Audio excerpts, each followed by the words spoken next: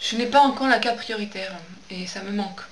Ça me manque. Comment ça peut me manquer? Parce que je n'ai jamais eu. J'en ai besoin, j'en aurais besoin. Ce matin, je me rends compte que je marche de moins en moins facilement sur des longues distances, que je reste. J'ai de plus en plus de mal à rester debout. Euh, je suis toute raide au niveau du genou. Et si j'utilise le genou, j'ai un risque de chute. Ça me prend la tête. Donc j'essaie de voir si je peux pas faire la kiné pour récupérer un peu ça, pour muscler mes jambes. Ce que je voulais dire, c'est que ce matin, donc, je suis passée à la pharmacie, après avoir rangé un peu ma chambre, donc j'étais bien partie, on était enfin un peu fatiguée. Quand je suis arrivée, donc, dans un hyper discount pour prendre du pain, parce que on l'aime bien là-bas, que la pharmacie est beaucoup plus chère et qu'il est moins bon. À la boulangerie.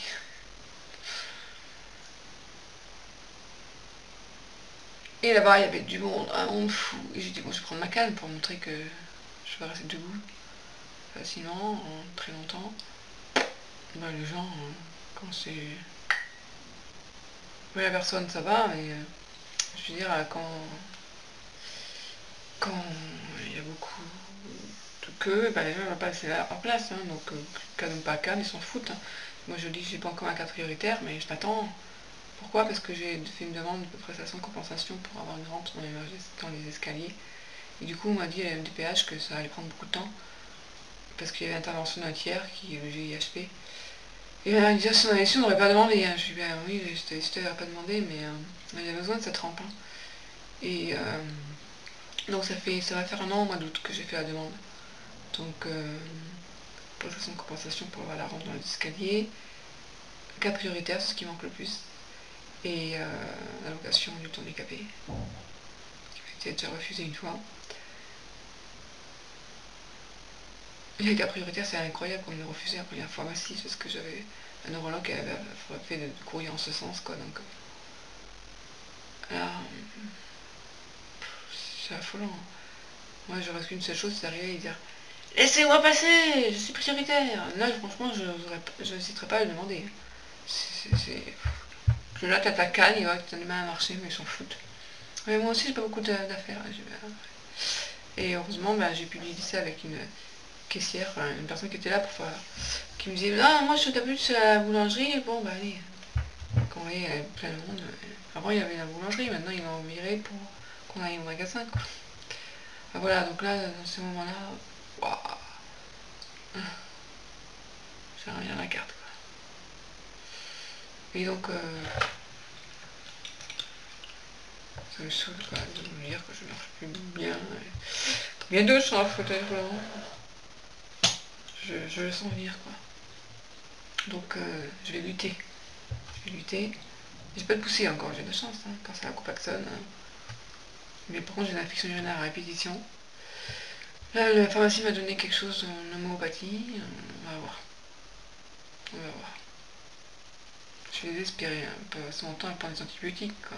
Si j'écoute le médecin, c'est allez, je vous en fais d'avance. L'urologue, il dit ah, c'est normal, vous êtes une femme. C'est normal, mais c'est pas normal que je n'ai aussi souvent. Hein. Et surtout que. Comment je le soigne, quoi. Bon, voilà. La vie avec la sclérose en plaques, super.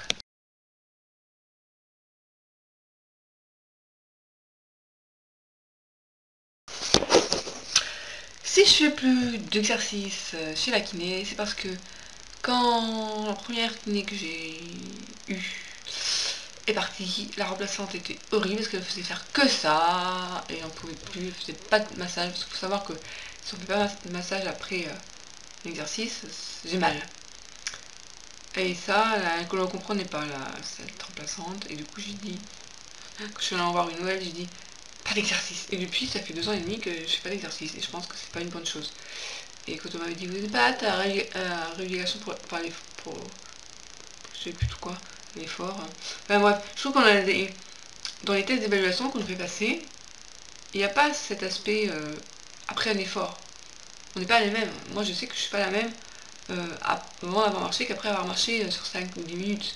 10 minutes, je suis capable de marcher aussi longtemps. Et le neurologue, quand il me voit, bah, marcher. Allez, je me lève et je marche. Mais s'il me voit après avoir marché 5 minutes, il verra pas la même chose. Et ça, on en tient pas compte. Et alors donc, il faudra que je le dise. Ma mère me dit, marche bien avant, cours. Et je dis ça, oui, cours. Non, je plaisante. Parce que je vais plus courir. Mais, fatigue-toi bien, ils vont voir comme ça, sinon ils voient pas. Et ouais. Alors, il y a des fois comme ça où, bah, on voit pas tout quand on se lève comme ça, mais si on marche un petit peu, si on fait, moi je suis après faire le ménage ou après les courses, je peux plus marcher quoi, très difficilement. Ça, bah, et je suis tout très fatiguée. Voilà. Et là, je suis fatiguée. Donc, quand tu vois que les neurologues, enfin, le neurologue que je vois me dit que c'est une forme bénigne que j'ai. Mais non, mais vous savez pourquoi il dit ça? Parce que ça fait depuis 20 ans que j'ai une sclérose en plaques et je marche encore. Voilà le critère quoi. Moi je dis que c'est une forme à évolution lente. Parce que bénin, c'est pas ça pour moi. Bénin, c'est la personne qui a des poussées une fois tous les 10 ans, sans séquelles. Voilà. Ou alors des poussées sans séquelles. Ça, c'est bénin. Moi, les séquelles, j'en ai depuis longtemps. La fatigue, avec la fatigue, c'est pas une fatigue, voilà. Oui, je suis fatiguée après avoir marché, mais c'est pas ça seulement. C'est pas pouvoir rester toute une journée dehors. Enfin, moi, si je travaillais à l'extérieur, rien que ça, rien que prendre la voiture, hein, ça me fatigue. Il faut que je puisse travailler à mon rythme. Et ça, bah, c'est possible que chez moi, quoi. Ou alors, aller voir l'employeur, j'avais fait un stage où j'allais voir l'employeur une fois par semaine. Le reste du temps, c'est moi qui gérais mon temps. C'est ça qu'il me faut. Et tant que l'employeur ne le comprend pas, ça va. Il n'y a pas beaucoup d'emplois dans ce sens, possible comme ça, hein, par domicile. C'est pas évident de trouver un boulot à domicile. Hein. Bon, on n'est pas là. Ça, un neurologue, si même les neurologues comprennent pas, alors qui va comprendre, quoi. C'est mon cheval de bataille à venir. Faut comprendre tout ça. Les troubles cognitifs, alors ça c'est encore pire, on les voit pas. Eh ben moi j'ai tout vu, voilà. Un, forme pédiatrique, deux, avec bénigne au départ, enfin évolution lente, donc pédiatrique, évolution lente, et en plus avec des troubles invisibles, la fatigue, les troubles cognitifs, la mémoire de concentration, tout ça. Ça je l'ai eu tardivement, 95, 94, 95, et ben, dépressive, elle commence une dépression, puis après phobie sociale, puis alors quand je vois tout ce que j'ai fait grâce au concours de l'UNICEF, pour moi c'est à chaque vidéo c'est un défi que je relève. Alors, voyez, je suis pas phobique, parce que pas mal pour une phobique, ex-phobique. Ben voilà, enfin, un jour il m'a dit, Christelle, t'es pas phobique, tu souffres de phobie, c'est transitoire peut-être, t'es pas étiqueté phobique. Et c'est vrai quand un neurologue du CHU de Montpellier m'a dit, avec votre profil phobique, c'est normal que les médecins ils voient pas. Aller dire que c'est ma faute aussi, que si les médecins n'ont pas vu, j'avais la sclérose en plaques. Alors voilà, donc c'est sûr que les médecins, s'ils connaissent pas, les généralistes connaissent pas bien les formes pédiatriques, connaissent pas bien les formes évolutionnées, pour eux la sclérose en plaques c'est problème de marche, et encore, la personne quand tu lui dis tu chutes, vous êtes trop maigre. Ça c'est quelque chose qu'il faut plus entendre quoi. Alors il faut former mieux les généralistes, mais si eux ils n'ont pas à diagnostiquer la sclérose en plaques, ils ont quand même à diagnostiquer la consultation neurologique. Il faut aller voir votre neurologue. C'est pour ça qu'il faut qu'il suspecte, c'est neurologique. Il y en a un qui, porteur de troubles sensitifs, m'avait dit, moi, si ça passe pas, j'irai voir un consulteur neurologue. Il avait raison. Mais j'ai dit, non, pourquoi aller voir un neurologue il n'a pas tort, mais franchement, là, je suis pas prête. Là, psychologiquement, il faut... C'est tout ça qui se mêle, qui se mélange. Bien sûr, on n'est pas des bouts de fer, hein. On a sensibilité. Quand on nous dit neurologue, on pense que tu mets au cerveau. Moi, ce qu'on rappelle, je savais pas que c'était neurologique, enfin, l'application neurologique. Je savais pas ce que c'était, je m'en foutais en fait, j'avais pas envie de savoir. Tellement de maladies, quand t'as 20 ans, t'as pas envie de penser aux maladies ou à l'handicap, c'est quelque chose qui dérange. Ça continue à déranger d'ailleurs. Moi, j'aime pas les handicapés, ils sont pénibles. Ils sont pénibles parce qu'ils sont différents des autres. Ah ouais, mais c'est ça que j'ai bien aimé. Après, je fasse une vidéo pour montrer que le handicapé, des fois, c'est pas celui qu'on croit. Déjà, la personne valide parmi plein de gens en fauteuil roulant, il peut se sentir mal aussi, tu vois. Et puis, il pourrait y avoir, par exemple, une vidéo où, grâce au fauteuil roulant, il peut... je sais pas ce que ça pourrait être. Que finalement, le fauteuil roulant ne soit plus un handicap. Et que c'est la personne valide qui soit handicapée, tu vois. Et tout ça, c'est des notions, on peut jouer avec ça, je pense. Ça serait vraiment une bonne vidéo, ça. Je sais pas encore l'idée, mais... Enfin, l'idée, oui, mais pas la concrétisation. Voilà. Je vous annonce que bientôt, je vais faire une vidéo. Ça va être... Allô? Allô, neurologue? Allô, Joséphine? Qu'est-ce qui ne va pas encore? Un peu sur le modèle... j'ai mal fait, là. Vous allez me reconnaître si je fais... Allô? Allô? Je voudrais parler au neurologue. N'inquiétez pas, je vous passe. Allô, Joséphine? Qu'est-ce qui ne va pas encore? Docteur, je voudrais savoir... Qu'est-ce que vous pensez de la méthode Zamboni? La méthode quoi? Docteur, quand même, vous pouvez pas ne pas connaître la méthode Zamboni, on en parle de partout. Ah oui, la méthode Zamboni. C'est de l'arnaque. J'espère, Joséphine, vous n'allez pas vous faire avoir. Partir à l'étranger pour ça. Et puis après, ça va être... Docteur, je vous sens un peu parti pris. Vous savez, ça fait quand même bientôt 3 ans que je suis sabrée. Et... Ah, quand même. Ah, je n'ai pas fait attention. Oui, oui. Et on m'a dit que... il y avait des risques. Que les risques augmentaient. Oui. Alors, dans l'autre... Mais c'est pas pareil, Joséphine. Avec du sabri les risques. Vous les connaissez. Un décès sur 1000. Bon, après, ça tombe sur vous ou pas. Ça... Bon, enfin, si vous voulez, oui, peut-être envisager de trouver un autre traitement. Le docteur, on va peut-être tout essayer. Oui, mais j'ai de nouveaux traitements qui vont bientôt arriver, vous savez.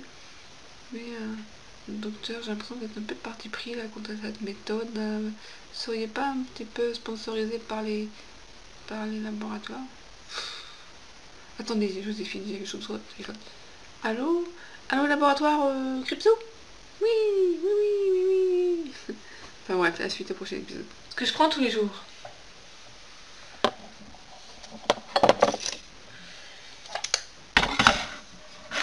Donc, à midi, je dois prendre la Gamberge. Bon, je vais pas de la marque. Gène urinaire, prévention des récidives contre l'infection urinaire. Mais ça ne marche plus.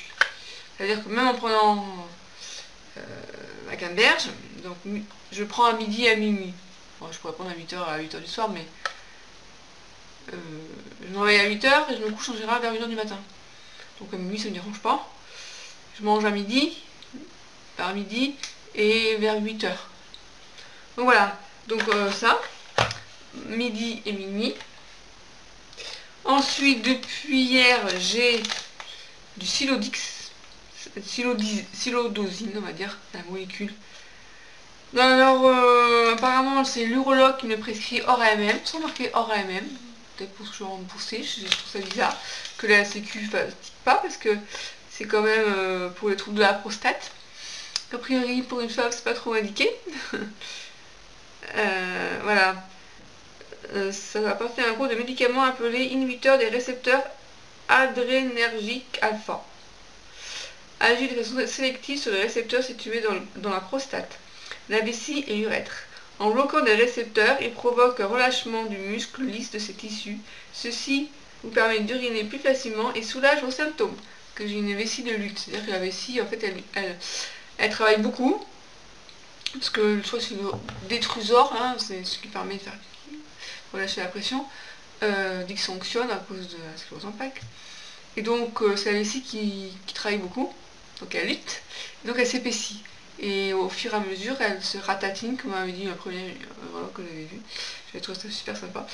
Et donc pour éviter ça, parce que là, l'urologue m'a dit attention, pour l'instant vous avez une vessie jeune, mais si vous attendez trop longtemps pour prendre ce médicament, eh bien vous allez...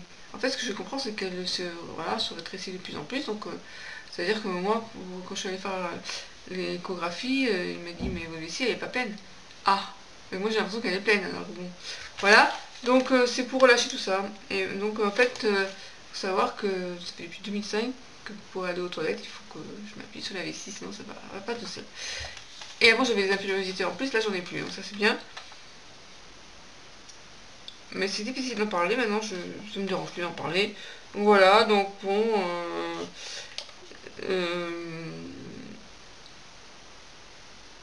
voilà. Conduite de véhicule. Il est déconseillé de conduire ou d'utiliser des machines si vous sentez que vous risquez de vous évanouir ou de vous endormir, si vous êtes pris de vertige ou si votre vision est trouble. Vous êtes gentil, ça c'est super, ça donne vachement envie de le prendre. J'ai mis beaucoup de temps à le prendre, puis maintenant bon. Alors ce qui est bizarre, c'est que j'ai rien eu de tout ce que je pensais, parce que chez mon père il prend la même chose, la même molécule. Lui c'est un lance-sucre. Et en fait quand je lis, donc effet indésirable très fréquent. Trouble de l'éjaculation. Bon, on ne doit pas aller en 77 ans, c'est plus trop son problème. Effet indésirable fréquent, vertige. Nez qui coule ou nez bouché, diarrhée. Voilà, c'est le nez bouché que j'ai eu cette nuit, moi. Effet indésirable peu fréquent, diminution du désir sexuel. Vu que je suis toute seule, c'est pas grave. Nausée, bouche sèche, difficulté à obtenir ou maintenir une érection. Fréquence indéterminée, pupille flasque, évanouissement. Voilà. Faut jamais lire ces trucs-là. Voilà ce que je prends dorénavant le soir au moment de dîner. Voilà. Et maintenant, il va falloir que je prenne en plus pour lutter contre l'infection urinaire que j'ai. Ça, c'est du Formica Ruffin. Et solution buvable en ampoule. Sérum anticolibacillaire. Et alors dedans, il y a de l'alcool à 15 degrés. Donc je me saoulais 3 fois par jour pour en prendre. Il faut le mélanger avec un peu d'eau, laisser sous la langue et l'avaler. Ça, je vais commencer demain. C'est pour éviter c'est pour tuer mes bactéries Escherichia coli sans prendre d'antibiotiques. On va voir ce que ça donne. Conseillé par la pharmacie. Voilà. Donc elle m'a proposé 2 autres compléments alimentaires en plus de ça. Je lui ai dit attendez, il fallait prendre 2 comprimés 2 fois par jour pour chacune. Je lui ai dit attendez, je prends déjà suffisamment de trucs, encore c'est pas beaucoup, mais j'ai pas envie d'en prendre 8 de plus. Donc voilà. Et puis, bien sûr, j'ai ma petite injection de maison. Elle a disparu. Je l'ai sortie. Ah, elle est là. Alors maintenant, je le fais plus le matin. Parce qu'avant, je faisais à 9h, 9h30. Maintenant, je le fais à 8h du soir. J'ai trouvé que c'était mieux, comme ça, le matin, je peux filer, je peux faire ce que je me sens. J'ai plus l'impression de faire des piqûres avec le soir où, voilà, j'ai le temps de la sortie, voilà, je vais pas précipiter, parce qu'en général, le soir, à 8h, je suis chez moi. C'est rare que je sorte, c'est même quasiment jamais. Voilà, donc c'était plus pratique finalement. Bon, ben voilà ce que je voulais dire. Je sais pas si vous allez intéresser. C'est pour vous partager ma vie de ces pièges. C'est vachement intéressant, je sais, mais bon. Voilà ce que c'est que la maladie, vivre avec la maladie. Donc ça c'est juste la partie urinaire. Après il y aura la partie marche. Bientôt.